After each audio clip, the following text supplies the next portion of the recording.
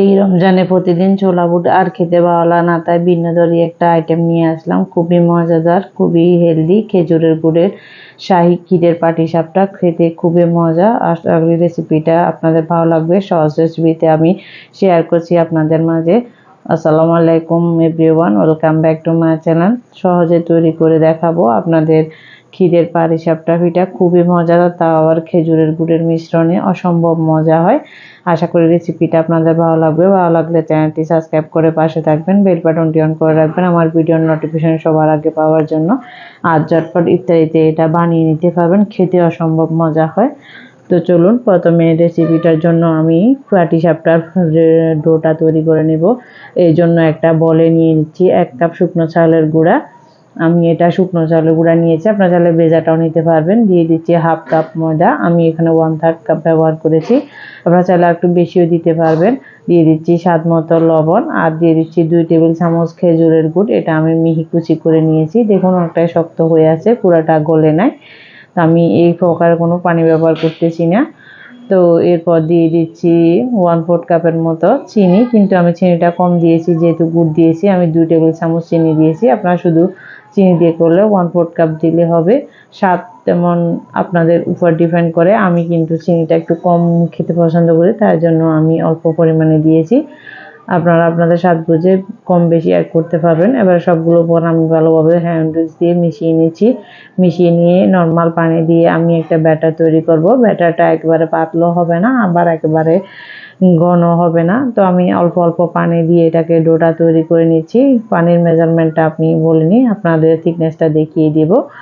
তো আমি এবার একটা হ্যান্ড উইচ দিয়ে ভালো করে এটাকে ফেটিয়ে নিচ্ছি। প্রায় 3 থেকে 4 মিনিটের মতো এটা ফেটিয়ে নিয়ে একটা মসৃণ ডো তৈরি করে নিয়েছি। দেখুন, তো এবার আমি আরও একটু পানি দিয়ে এটাকে কিছুটা পাতলা করে নিচ্ছি। একেবারে পাতলাও না, একটা চামচ দিয়ে আমি একটা আপনাদের থিকনেসটা দেখিয়ে দিচ্ছি, এরকম পাতলা হবে। তারপর এবার দিয়ে দিচ্ছি এখানে নারিকেল কোড়া দিয়ে দিচ্ছি আমি 1/2 কাপের মতো। আপনারা চাইলে স্কিপ করতে পারবেন, দিলে খেতে অসম্ভব ভালো লাগে। তারপর এবার ক্ষীরের পুরটা রেডি করে নিব। এর জন্য এখানে দিয়ে দিচ্ছি 1 টেবিল চামচ ঘি, সাথে কিছু গরম মশলা দিয়ে দিচ্ছি, আর 2 টেবিল চামচ দিয়ে দিচ্ছি সুজি। এটা কাঁচা সুজি, একটু ভেজে নিব। আর ঘিয়ের ফ্লেভারের জন্য আমি ঘি দিয়ে ভাজতেছি। তো এরপর দিয়ে দিচ্ছি এখানে 2 কাপ লিকুইড দুধ। আপনারা চাইলে এখানে গুঁড়া দুধ দিয়েও পানি দিয়ে ব্যবহার করতে পারবেন। আর দিয়ে দিচ্ছি 1/4 কাপ চিনি। তারপর দিয়ে দিচ্ছি স্বাদ মতো লবণ। দিয়ে দিচ্ছি 2 টেবিল চামচ গুঁড়া দুধ। স্বাদটা বাড়ানোর জন্য দুধটা কিন্তু 2 কাপ ব্যবহার করেছি, এটা আগের থেকে জাল দেওয়া ছিল। আর একটু মজা লাগার জন্য আমি আরও 2 টেবিল চামচ গুঁড়া দুধ ব্যবহার করেছি। তো এবার সবগুলো উপকরণ ভালো করে মিশিয়ে নিচ্ছি। মিশাতে মিশাতে দেখবেন ডোটা অনেকটা ঘন হয়ে আসবে। আর চুলার ফ্লেমটা মিডিয়াম লোতে রেখেছি। তারপর দিয়ে দিচ্ছি 1/2 কাপের মতো নারিকেল কোড়া। দিয়ে এটাকে ভালো করে নেড়ে একটু থিকনেসটা আর একটু টাইট করে নেব, যেহেতু এটা ঠান্ডা হলে আরও কিছুটা জমে যাবে। তো এবার নেড়ে চেড়ে আমি পুরটা নামিয়ে নিচ্ছি, ঠান্ডা হতে থাক অন্য একটা পাত্রে। এর ফাঁকে আমি যে ডোটা তৈরি করে রেখেছিলাম, এই ডোটার মধ্যে 1 টেবিল চামচ দিয়ে দিচ্ছি ঘি। ঘিটা দিয়ে ভালো করে আবার মিশিয়ে নিচ্ছি, যাতে সুন্দর একটা ঘিয়ের ফ্লেভার আসে। যেহেতু শাহি শাহি ভাব, এই জন্য চাইলে আপনারা স্কিপ করতে পারবেন। তো এবার একটা প্যানে আমি ব্রাশ করে নিয়েছি ঘি। তারপরে এবার দিয়ে দিচ্ছি ওই হাতল দিয়ে, আমি 2 হাতল দিয়ে দিচ্ছি। আমার পরিমাণ অনুসারে ডোটা একটু বেশি লাগছে, আপনাদের হয়তো আরও কম লাগবে, এটা আপনাদের চামচের অনুপাত হিসেবে। তো এবার আমি যে পুরটা রেডি করেছিলাম আগের থেকে খিরসা, ওটা দিয়ে এবার এটাকে ফোল্ড করে দিব।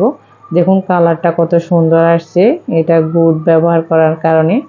আর খেতে অসম্ভব মজা হয়েছে, ঘিয়ের ফ্লেভার গুড়ের ফ্লেভার অসম্ভব খেতে মজা। তো আশা করি রেসিপিটা ভালো লাগবে, বাসায় ট্রাই করে দেখতে পারবেন, একদম সহজে ঝটপট বানিয়ে নিতে পারবেন। তো আমি আরও একটা পাটিসাপটা পিঠা দেখিয়ে দিচ্ছি। কম বেশ আপনারা তো পাটিসাপটা পিঠা বানাতেই পারবেন, যারা একদম নতুন তাদের জন্য সুবিধা হবে আর কি। তো আমি আরও একটা এভাবে বানিয়ে ফোল্ড করে নিচ্ছি। এবার আমার এভাবে করে সবগুলো পিঠা আমি বানিয়ে নিয়েছি। আর ইফতারে সবাই খেয়ে অনেক প্রশংসা করেছে, মাশাআল্লাহ অনেক মজা হয়েছিল। তো আমার সবগুলো পাটিসাপটা রেডি হয়ে গেছে, খেতেও অসম্ভব মজা। আশা করি রেসিপিটা কোথাও যদি একটু ভালো লেগে থাকে তাহলে চ্যানেলটি সাবস্ক্রাইব করে পাশে থাকবেন। আর বেশি বেশি করে ফ্রেন্ডস এবং ফ্যামিলির সাথে শেয়ার করবেন। তো আমি একটা পিঠা ভেঙে দেখাচ্ছি কিরকম সফট আর তুলতুলে হয়েছে দেখুন। এটা ফাটবেও না আবার ভাঙবেও না, একটা সময় ধরে সফট থাকবে। আজ এ পর্যন্ত, দেখা হবে অন্য কোনো রেসিপি নিয়ে। রমজান মোবারক সবাইকে। আল্লাহ হাফেজ।